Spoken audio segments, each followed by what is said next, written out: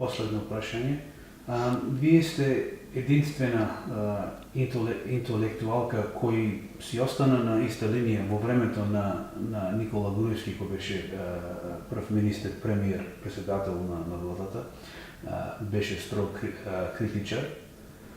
Исто и така сега си строг критичар на Зоран Заев како председател на владата.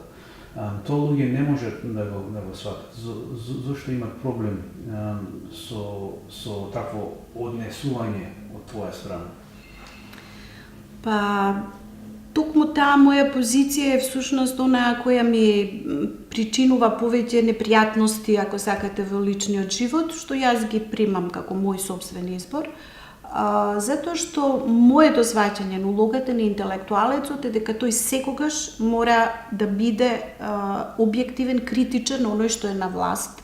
Значи, ако тога, и не само овие екипи и во иднина, и јас би сакала, јас така ги учам, впрочем, и моите студенти, дека критичкото мислење е она што е дефиниција на слободно мислење.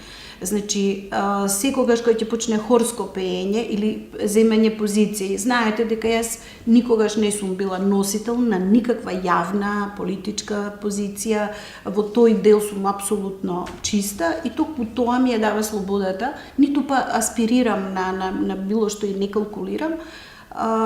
Мислам дека често пати ми нормално понуди стасували или прашања зошто не прифатиш да бидеш дел на некоја друга група поширока па да имаш инструменти на влијание. Мислам дека некој мора да ја врши оваа позиција. Токму овие месеци на борба околу Преспанскиов процес покажаа дека не има малкумина. За жал, ние не сме толку многу, иако успеавме да разбудиме дел од таа, да речеме, интелектуална јавност. Мораме да работиме на тоа, да сватиме дека интелектуалецот не смее да молчи, дури која е по негова штета и плаќа висока цена за тоа. Ова нема да биде битно само сега или ова во минатото. Ние се уште ќе се соочуваме со многу сериозни работи. Јас она што го прогнозирам, сакајки да не се исполни, е дека Северна Македонија, ако дојде до тоа, ќе биде полициска држава.